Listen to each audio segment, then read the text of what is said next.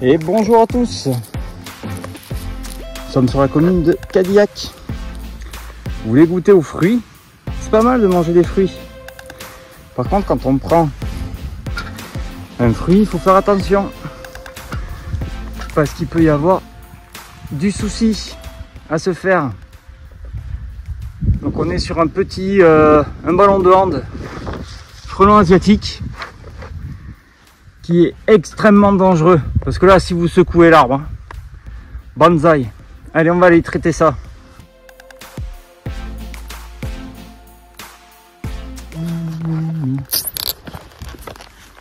Allez, nid de frelon asiatique, je sais pas si j'ai les. On va le traiter, on va traiter ça vite fait. Voilà. Voilà. Il n'en faut pas beaucoup. Donc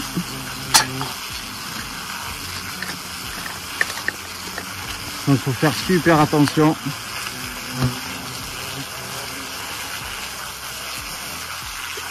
Donc là je les mets juste, c'est pour les empêcher de sortir. Je suis trop court sur pattes.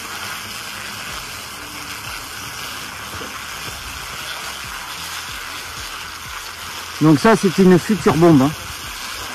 Ni très dangereux. Là il y a plus de 100 individus. Hein. Je peux pas rester longtemps comme ça. Et ça sort de l'autre côté en plus.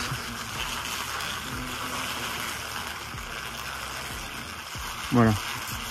Bon, moi je prends pas d'attaque, c'est plutôt cool. Donc c'est un opportuniste, hein, le frelon asiatique. Donc le nid, c'est la taille d'un ballon de hand. On fait bien attention au moment de ramasser les fruits. Dans les fruits, on peut en retrouver. On voit bien les aérations. Le client m'a dit que ça avait bien grandi, il avait vu le nid hier. Donc voilà, on est le 15 juillet. Un petit nid, pas d'agression sur moi. Donc voilà. Et regardez, ça mange les fruits, les frelons.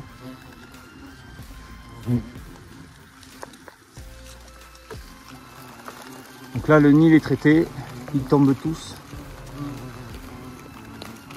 Donc c'est un opportuniste. Là on est dans un arbre à 3 mètres de haut. Si on vient chercher des fruits, qu'on commence à secouer l'arbre, c'est banzai. On a intérêt de s'appeler Usain Bolt.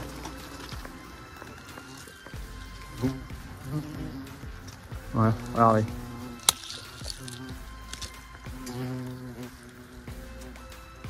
Donc là, il vient chercher le sucre, hein, c'est très important pour lui. Là, en l'occurrence, c'est fini. Voilà. Nid de frelon asiatique. Je fais de belles images. Hein.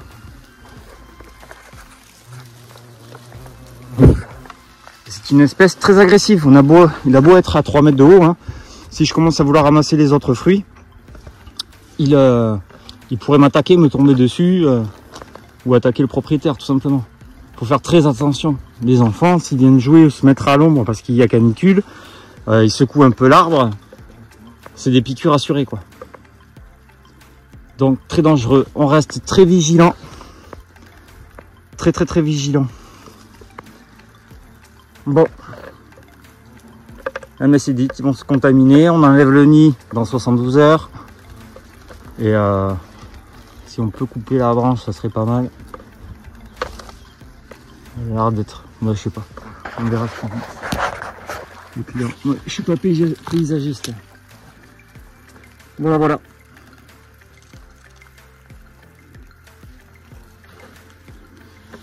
Donc on reste bien vigilant. Donc on le voit pas, hein. On voit pas beaucoup. Mais le nid est là.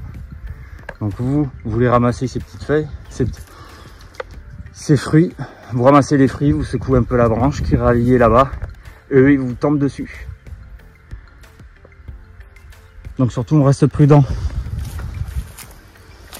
Et un petit merci à tous les pompiers de France de s'occuper de ce qu'on peut voir un peu là-bas. Tout à fait au fond là-bas. On voit un peu les fumées, c'est reparti. Il y a vraiment 3 points, on voit vraiment, je veux vous les mettre en début de vidéo. C'est terrible ce qui se passe là-bas, c'est vraiment terrible. Plus de 4000 hectares ont été brûlés. Mais bon, la vie continue, hein, ça se voit. Enfin, eux, elle va être de courte durée. Allez, la bise. Ah, je voulais vous dire, on peut retrouver, si vous retrouvez ça dans les jardins, il y a plein de petits trous. Ça peut être des rats, des souris, des serpents, de la taupe. Là, en l'occurrence, je sais pas ce que c'est.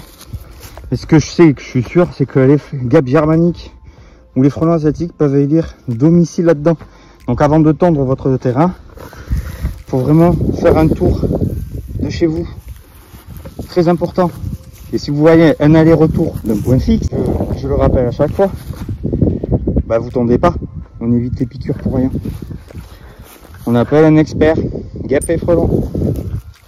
Sur ce, terminé.